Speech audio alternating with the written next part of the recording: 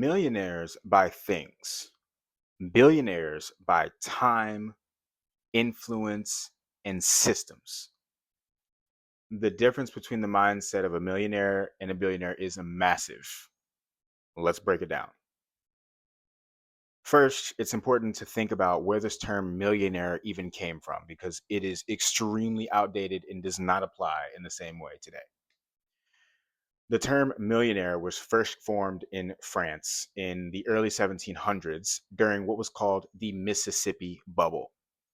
At that time, they were using this word to describe people who had made a fortune off of this massive bubble that occurred. It ended up toppling pretty much the entire French government, but we won't talk about that today. Um, and that word was used to basically measure what at that time was unimaginable.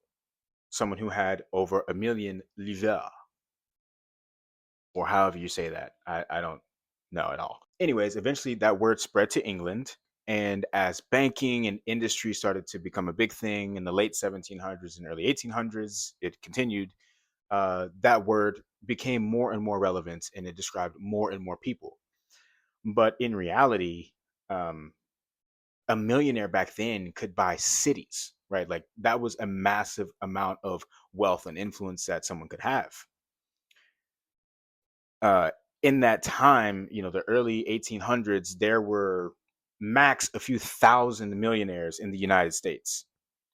Now there are 22 million millionaires in the United States. Okay. That is one in every 15 adults in the United States. So whether you are aware of it or not, you probably know multiple millionaires. Inflation aside, because that plays a big role in why, but we're not talking about that.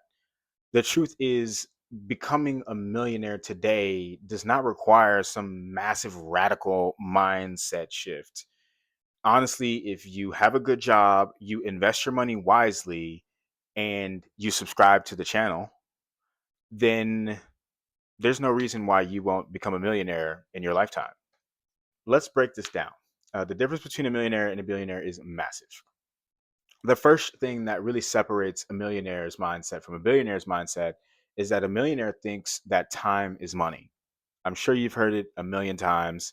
And quite frankly, it's not great advice if you're looking to go beyond that millionaire kind of level. Billionaires recognize that time is precious. Okay. And this was something that I learned at a seminar many years ago with Damon John. Actually, it was taught at a Damon John seminar, who is a billionaire, and or at least very close to it. I don't know what his net worth is today, but that's the first thing. The second thing is that millionaires use their money to buy things. Okay, you'll see millionaires riding around in Lamborghinis and having nice houses and watches and all that stuff. A billionaire, first off, they can buy those things and they may have those things, but the reality is that they already know that their wealth cannot be seen, right? Um, you can't really measure in any physical thing the wealth of a billionaire.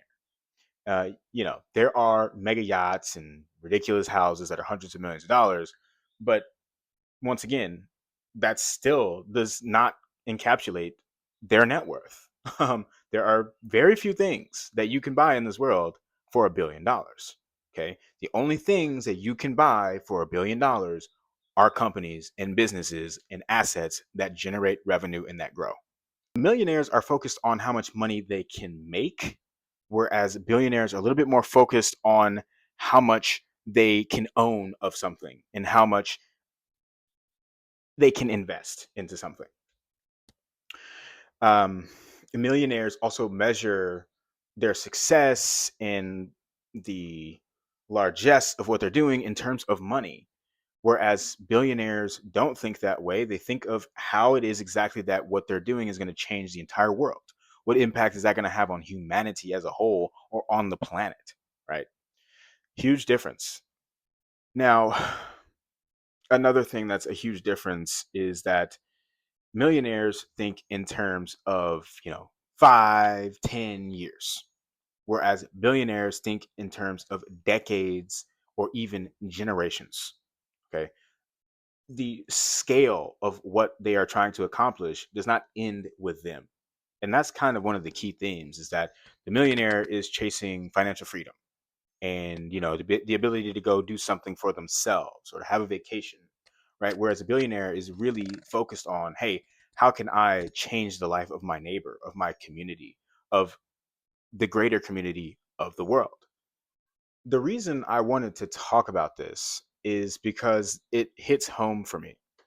I actually was super fortunate as a child to go to a high school where the people that I were around were the grandkids of the richest man in the state and the man that literally built the school. And um, because of that, I got to see up close exactly what the difference was between the billionaire kids' families and all the rest of the kids' families that went to that school.